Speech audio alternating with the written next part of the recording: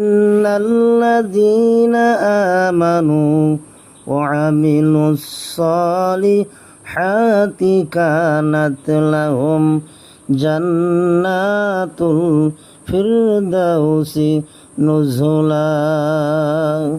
আল্লাহ রাব্বুল আলামিন ইমানদারদেরকে লক্ষ্য করে বলতেছেন, হে ইমানদারেরা, নিশ্চয় যারা ঈমান এনেছে, আমি আল্লাহ পাক রব্বুল আলামিনের উপর যারা ঈমান আনবে, যারা ঈমান এনেছে, ও আমিলুস সলিহাত, যারা আমলে সলেহ করেছে, নেক কাজ করেছে, আল্লাহ রব্বুল আলামিন ঈমানদারদের জন্য, আমলে সলেহকারীদের জন্য পুরস্কার ঘোষণা করেছেন। কানাত লাহুম জান্নাতুল ফিরদাউসি নুজুলা। আল্লাহ বলেন, ওই সমস্ত নেককার আমলদার সলেহিনদের জন্য আমি আল্লাহ রব্বুল আলামিন জান্নাতুল ফিরদাউস পুরস্কার রেখে দিয়েছি। সুতরাং তারা জান্নাতুল ফিরদাউস পাবে। এজন্য ভাইয়ার আমার, ঈমান সবচেয়ে দামি জিনিস। ঈমান আছে সব আছে, ঈমান নাই কিচ্ছু নাই। ঈমান যদি ধ্বংস হয়ে যায়, আমলের কোনো মূল্য থাকে না।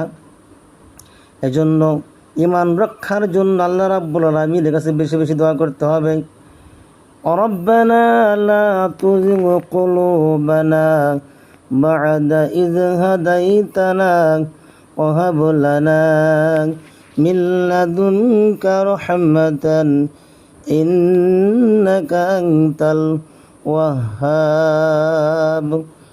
ভাইয়েরা আমার, বন্ধুরা আমার, যদি কোনো ব্যক্তি এই দোয়াটি পড়ে 5 ওয়াক্ত ফরজ সালাতে পরে, যখন আল্লাহ রাব্বুল আলামিনের কাছে দুহাত তুলবে, হাত উত্তোলন করে মহান আল্লাহর কাছে দোয়াটি পড়ে পড়ে দোয়া করেন, রব্বানা লা তুযিগ কুলুবানা বা'দা ইয হাদাইতানা ওয়া হাব লানা মিন লাদুনকা রাহমা ইন্নাকা আনতাল ওয়াহ্হাব।